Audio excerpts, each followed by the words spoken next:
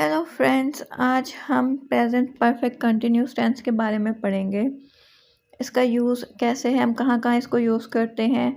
An action that started in the past and still continue, वो action जो past में तो स्टार्ट हुआ और अभी तक वो कंटिन्यू है, चल रहा है। I have been studying for 2 hours, मतलब मैं 2 घंटे से पढ़ रहा हूँ। An action that has recently stop but has a visible result, वो एक्शन जो अभी रिसेंटली स्टॉप हुआ है और हमें उसका रिजल्ट नज़र आ रहा है। She is tired because she has been working all day, वो थक चुकी है क्योंकि वो सारा दिन काम करती रही है। An action that has continue up to the present time, वो एक्शन जो अभी तक कंटिन्यू है प्रेजेंट टाइम के अंदर भी। They have been living here since 2020, यानी वो 2020 से अभी तक यहाँ रह रहे हैं। स्ट्रक्चर, इसका स्ट्रक्चर कैसे बनता है, इसमें सब्जेक्ट लगाते हैं सिंपल सेंटेंस बनाने के लिए। हैज़ और हैव लगता है अकॉर्डिंग टू सब्जेक्ट। बीन लगता है वर्ब की आईएनजी फॉर्म लगती है और ऑब्जेक्ट लगाते हैं।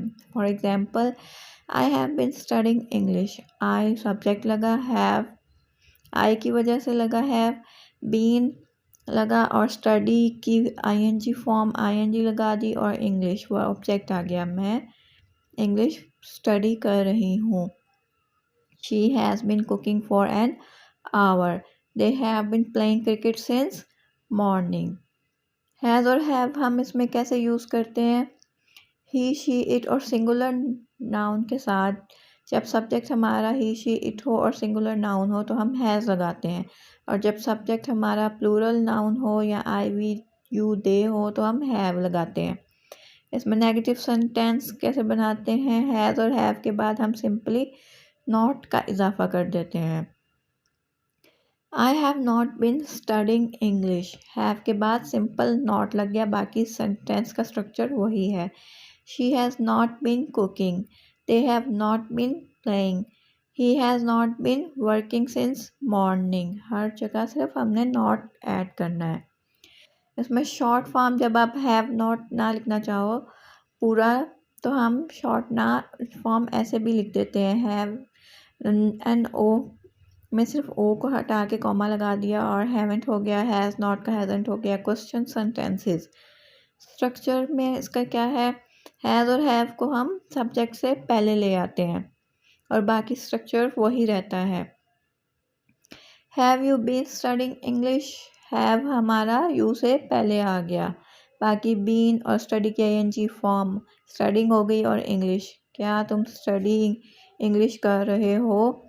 Has she been cooking, have they been playing cricket, has he been working since morning, क्या वो सुबह से काम कर रहा है।